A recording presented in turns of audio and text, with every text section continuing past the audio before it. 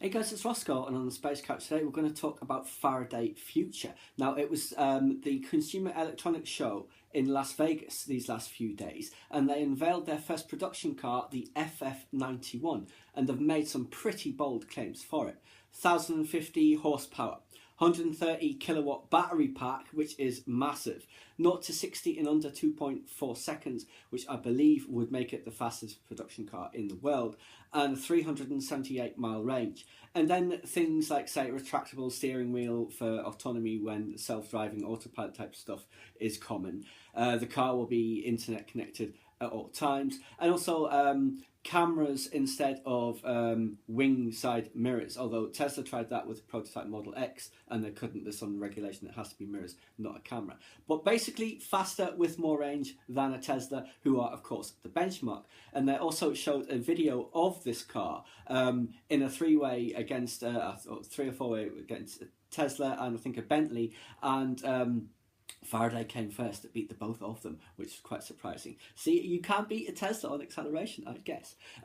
It's going to have many sensors, radar, LiDAR, cameras, all that, to enable autonomy, because Jie Yueteng was talking about reformatting the future, as it were, reformatting the auto industry, rather than using the word disrupt. So I guess reformat is the new disrupt. I don't know. They did have a car that demonstrated some of these features, self-parking in a parking lot. It would drive around the parking lot and find a space and park itself. The demonstration outside in front of the journalists, that went fine, but the one that was on stage, it didn't work. And as you can imagine, the crowd, the tech crowd, were really not impressed. And they took a bit of a beating in the press about that, of course.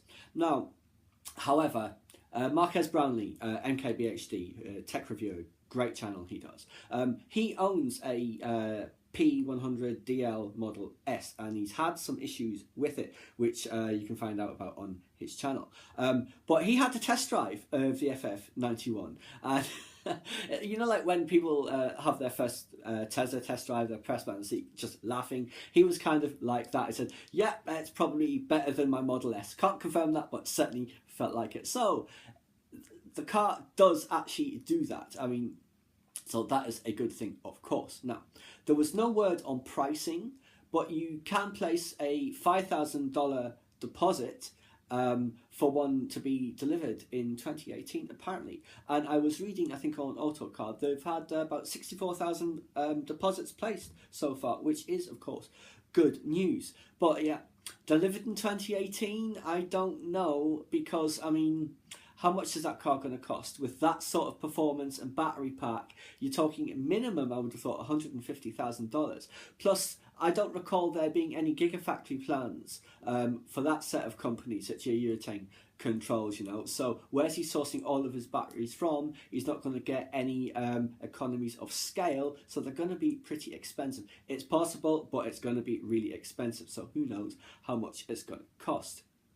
And despite their promises, Faraday are really nowhere near mass production of anything. I mean, there's those well-known issues: departure of key executives, the work on the factory in Nevada being halted, apparently. Some of the local legislators who voted in favour of all those tax breaks that they got, essentially now calling it a giant Ponzi scheme. You know, it's not good. And also rumours about Jie Yueteng's tight financial situation, and these companies are making profits but are on very low margins, not making loads and loads of profits.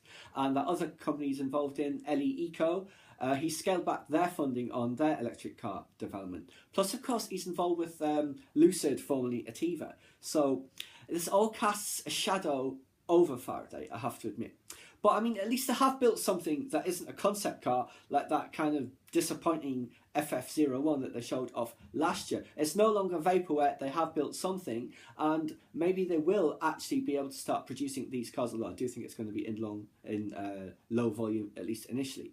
But yes, hopefully they will be able to deliver on their promises, because Faraday is a company that we followed for some time here on the Space Couch, and I do find them quite exciting. I really hope that they manage to get everything together and start delivering those cars. Please subscribe to my channel if you enjoyed this content. Leave me a comment suggestion for an upcoming topic you'd like to see discussed, or like the video.